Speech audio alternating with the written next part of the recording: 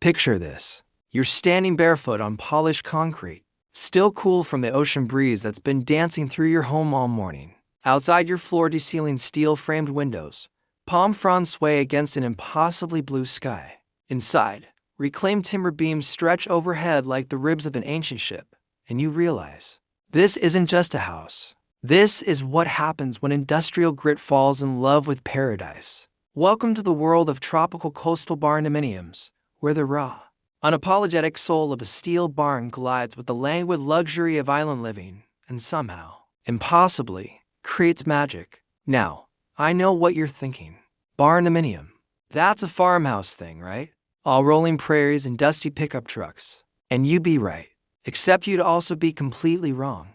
Because what's happening right now in places like coastal Florida, the Caribbean islands, parts of Thailand, and along the coast of Central America, is nothing short of a design revolution. Architects and dreamers are taking this concept that was born in the heartland, and they're dragging it, kicking and screaming beautifully, straight into the tropics. And the results? They're breathtaking. See, there's something deeply, fundamentally poetic about a barndominium in a tropical setting. It's the ultimate contradiction that somehow makes perfect sense. You've got this structure that's all about strength, durability, industrial honesty, and then you soften it with the most sensual, organic, flowing elements nature has to offer.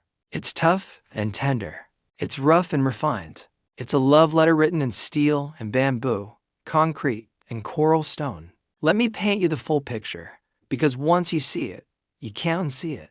The foundation of any tropical coastal barndominium is that iconic steel frame. We're talking about the bones of the building, that post-frame construction that gives barndominiums their distinctive DNA. But here's where it gets interesting in a tropical context. That steel isn't just aesthetic, it's your first line of defense. Hurricane force winds. That steel frame stands firm while traditional construction crumbles. Salt air that eats through everything. Properly treated steel with marine-grade coatings laughs in the face of corrosion. Termites that would feast on a traditional wooden structure. They can't even dent steel. But strength alone doesn't make a home. And this is where the tropical coastal barndominium starts to sing. Imagine those massive steel beams, powder-coated in deep charcoal or left raw with a clear protective seal. Their industrial geometry creating dramatic lines across your ceiling. Now picture them interwoven with reclaimed teak beams, salvaged from old Indonesian fishing boats or demolished plantation homes. The contrast is visceral. Cold steel, warm wood, modern precision, ancient character. Every knot in that teak tells a story. Every weathered grain speaks of storms survived and sunsets witnessed. And then there's the light.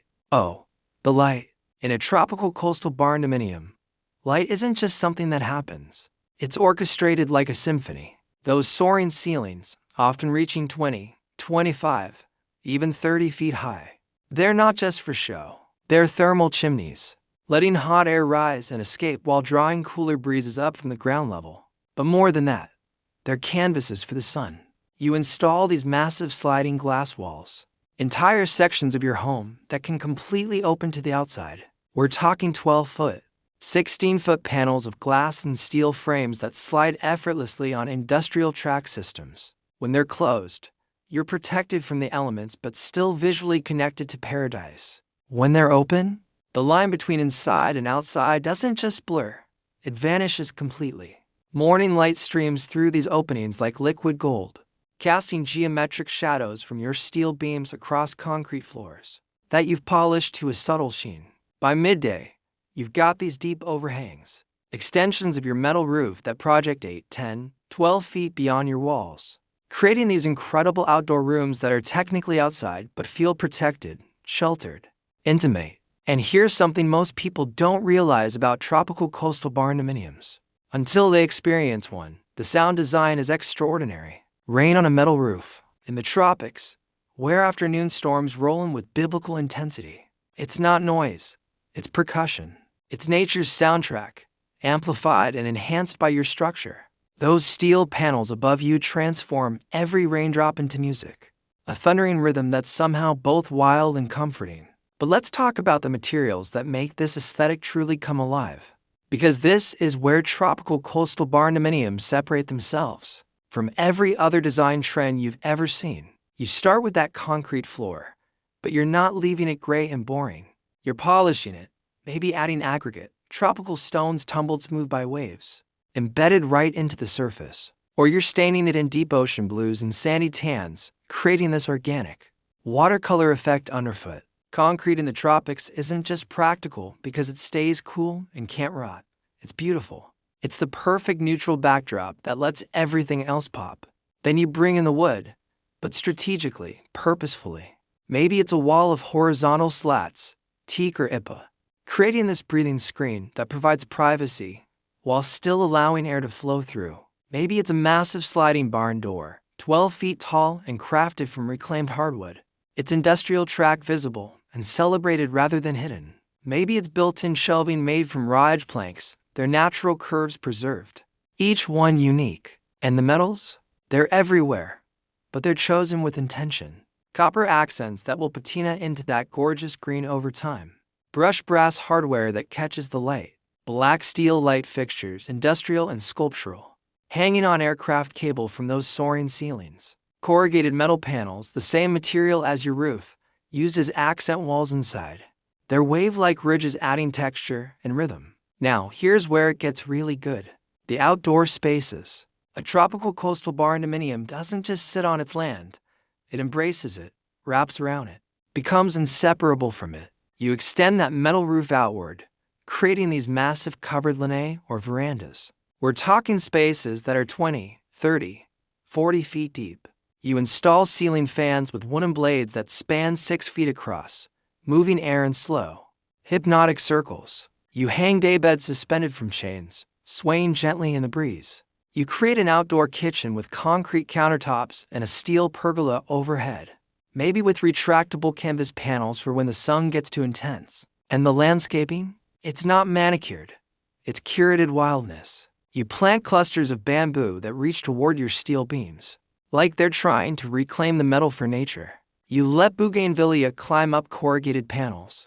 It's shocking pink and orange blooms creating this riot of color against industrial gray. You design water features, not prissy fountains but natural pools with stone surrounds, maybe with a gentle waterfall made from stacked coral stone. The sound of trickling water mixing with the distant rhythm of actual ocean waves. The palette of a tropical coastal barndominium is where earth meets industry. You've got your foundational neutrals, concrete gray, steel black, weathered wood brown. Then you punctuate with the colors of the tropics, but you do it with restraint. A wall painted in deep teal, the color of water over a reef. Throw pillows in burnt orange and sunset pink. Artwork that features palm fronds rendered in black and white, making them feel both familiar and abstract. You're creating a space that feels collected, organic, like it evolved over time rather than being designed in a weekend. And the textures, they're everything. Rough against smooth, cool against warm.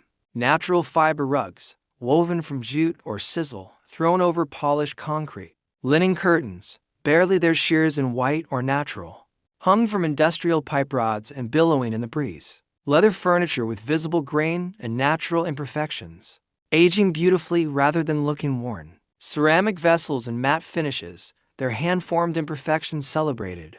But here's what really makes a tropical coastal barndominium special. What elevates it from just a cool design concept to something that changes how you live? The way it forces you to slow down. These homes don't have a lot of doors. They don't section everything off into little compartments. Instead, they flow. Kitchen bleeds into living room, bleeds into outdoor space, bleeds into nature. You're constantly aware of the weather, the time of day, the season. You watch storms roll in from the ocean. You see the quality of light change as the sun arcs across the sky. You hear the wind picking up, feel the temperature drop as evening approaches. There's an honesty to living in a space like this. Nothing is hidden behind drywall or buried beneath carpet. The structure is exposed and celebrated. The materials are what they are, no veneers or fake finishes. Even the systems, the ductwork and electrical conduits, they're often left visible, painted to complement rather than disappear. Because why hide the mechanics of how a building breathes and lives? And maintenance. In a traditional tropical home, you're constantly fighting decay. Wood rots, paint peels.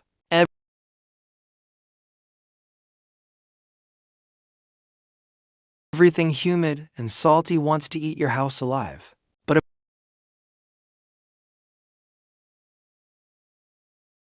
Barndominium? That steel frame is immortal.